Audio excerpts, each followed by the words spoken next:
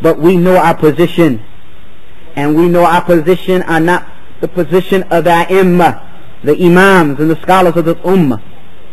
So we are upon the middle course between blind following them and making them themselves the dalil and rejecting everything else, and between being individualistic in our viewpoints and believing that we have all the answers and we don't need A'immah and we don't need ulama. We see it as, he says, wujub, something wajib. Something wajib is to return to the scholars and to make sure that what we understand regarding any issue in the matters of deen, that we are understanding it correctly. So we go back to them. And that when we don't do this, he says, this opens the door of dalala, the door of going astray, and the door of being removed from guidance. Is there anyone upon dalala except for the fact that he doesn't have adillah from kitab wa sunnah, and he's not upon the fahm of salaf salih? He doesn't have the haqq, he doesn't have the hidayah, he doesn't have the nur, he doesn't have the wahy. This is a person upon dalala. Or if he has it, he has taken it out of context, applied it where it should never have been applied, given it maybe the importance that it should not have had, and we can see this happening a lot. He has not referred to the scholars in his understanding of his deen, has not referred to the scholars in whether or not the manner in which he is using, the context for which he is using these adillah, that it is correct. His person has opened the door of dalala, and he is the one who is removing himself from huda. But at the same time, we don't make ghulu and blind follow them and make taqleed. It is to be between these two extremes, one of making taqleed and the other of rejecting them, saying they're men and we're men. They're men and we're men. This is true. Alhamdulillah, none of them are malaika. They're men and we're men, but they're men who have sat with the book of Allah Ta'ala before many of us knew what Alif Lam Mim was. And they're men who have sat with the hadith of the Messenger Sallallahu Alaihi Wasallam, some of them for over 60 years, before we even knew who Rasulullah Sallallahu Alaihi Wasallam was. So they are scholars, and we are honored if we can even be considered to wail it. And he says, we dislike, and listen to this point 24, we dislike to take a statement and present it, have it, hold on to it, and we don't have anyone from the Salaf on it, with detail to that, because with this we fear that we will be going away from or deviating from the path. And Imam Ahmad pointed this out, saying, woe to you to have a statement and you don't have any Imam who have stated it. You see this as something common, a common illness that the people have nowadays, particularly those upon or who claim to be upon minhaj as-salaf salih. I shouldn't say particularly, maybe there are those from all groups who do worse, but amongst the salaf, or those who say ad-da'watus-salafiyyah, you find this. Adillah are there, but the statement that they're pushing, or the position that they're pushing, they don't have anyone from the salaf who has said it. This is connected, of course, to the first point. For if they were to return to the scholars, make sure that these are the issues that they are understanding as the scholars are understanding it, they would not have done this. You don't have anyone from the scholars of the past or the present who have stated it, how can you bring it forth? You don't anyone from the scholars of the past or present who are pushing it, those upon the minhaj as-salaf salih, those who you should be concerned with, Because everyone who makes a statement you shouldn't be concerned with. Shouldn't give them an ear. You shouldn't listen to. There are those people who should be listened to, and there are those people who you don't listen to. So it's very important to make a distinction between the two. And in this regard, we dislike taking a statement and we don't have anyone from the Salaf who have made it. Because this is a means. He says there's detail to this matter, but this is a means of being deviated. Of deviating from the path. No one from the Salaf understood it. No one from the Salaf understood it the way you are presenting it. No other Salaf or Ayamatus-Salaf have stated it and given importance to it like the importance you are giving to it. None of them took it, for instance, if it's Tawheed al-Hakimiyyah, and isolated it and made it a fourth Tawheed, yet you are doing that. No one gave it the prominence in their da'wah over Tawheed al-Ibadah or Tawheed al-Uluhiyyah, but you are doing that. Woe to you from doing something that you don't have anyone from the Salaf who have done that. Taking a position, yarhamakallah, taking a position, and none of the Salaf have this position. Then claim Salafiyyah. No, he says this is a matter that leads to deviation.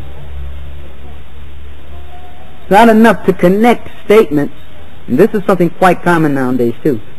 Because there's so many books, and so many tapes, and so many people who've studied here and there and some of everywhere, placing their viewpoints in books, bringing a text from Ibn Taymiyyah here, a statement from Ibn Hazm there, stick a little bit from Shanqiti in here, and presenting it as if it's the haqq. With the position that they're presenting, they don't have anyone from the Salaf, from the Imam, those who have knowledge, who present it like this. Collecting knowledge is one thing.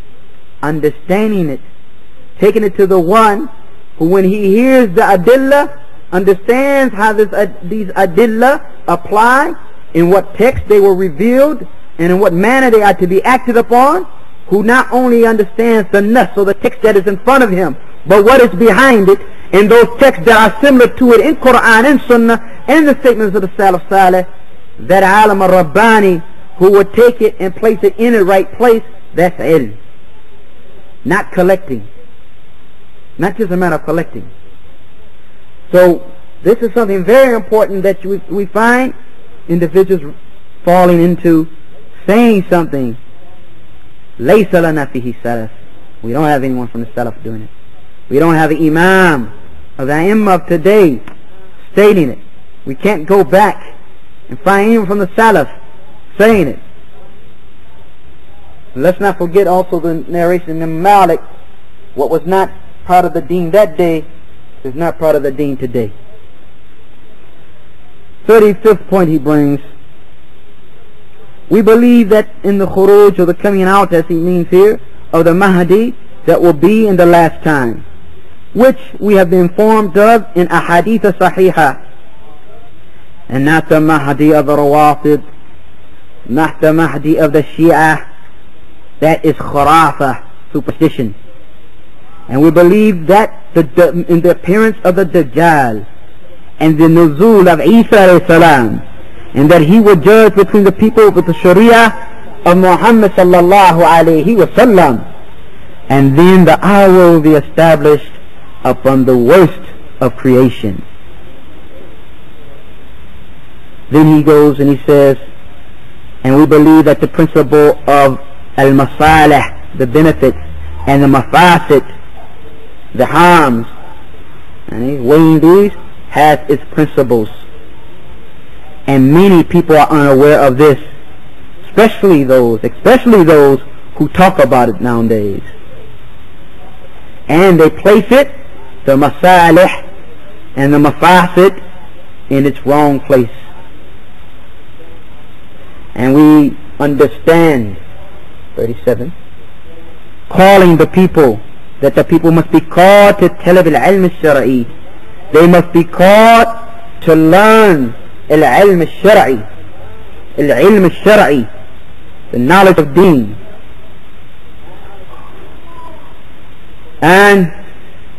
Amongst the people there are those that is a wajib upon them to do this, seek the knowledge.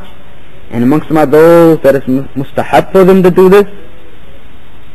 And it does not mean that the student of knowledge should cut himself off from totally everything to do so, but everyone takes that which is his responsibility to fulfill, and everyone takes that which is easy for him to achieve, because the ummah that knows its deen, its power and its honor will be everlasting. But the ummah that is ignorant, it will go astray and always be misled by the ins or the jinn, by mankind or jinn. 38th matter is that we see the illness of the ummah to be jahl, to be ignorant and separation. Sabab mard al-ummah, the cause of the illness of the ummah, the cause of the sickness of the ummah, the cause of what the ummah is upon now of humiliation is jahl, ignorance and separation. So we have the sincere intention and the sincere desire, the zeal to spread al-ilm al-nafi', the beneficial knowledge amongst the people, and to warn against every type of splitting and separating into parties and bigotry and obstinacy and blind following. Is our desire or not? Our desire bi-idhnillah? Dawah salafee or not? Dawah salafee inshallah? That the illness of this ummah, or the cause of the illness of this ummah is ignorance. The ummah had ilm. The ummah knew its Lord subhanahu wa ta'ala. The ummah knew tawheed. The ummah knew the sunnah. The ummah knew Quran. The ummah knew the way of the salaf salih, and stuck by it and applied it. Would we be in the situation we are in? No, we wouldn't. No, we wouldn't. So it is a matter of ignorance and splitting and separating, something that Allah Ta'ala has forbidden us from doing in the first place, not to separate. Then he mentions a matter that may or may not concern us, and that is, he says, we see that the tribes amongst them are those that are good and they have good qualities, makarim al-akhlaq wa sifat al-hamida, and sabr and ikram dayf and najar, and so on and so forth, except that we warn them, and I guess this is particularly in the area he's in of Yemen, from judging by other than Allah revealed amongst them, and killing one another, and from cutting off the roads, and from helping one another upon ithm wa udwan, and from giving refuge to innovators and killing the innocent, and other than that. So that which applies to us we can understand, and that which doesn't we can understand also.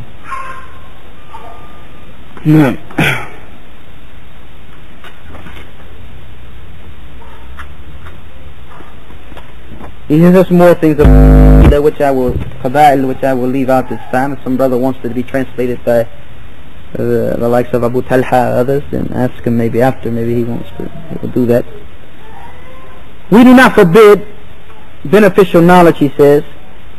We see some of that as being mubahan, talking dunya knowledge, dunyawi. Some of it mustahabban, and some of it may be obligatory on certain individuals at certain times within this ummah. And we know that the matters of dunya has been opened up or upon the ummah, but the condition is that we don't go against the shara', the legislation. As the Prophet ﷺ said, you are more knowledgeable about your matters of dunya, with that condition that it doesn't go against the shara'. We don't accept that. We don't compromise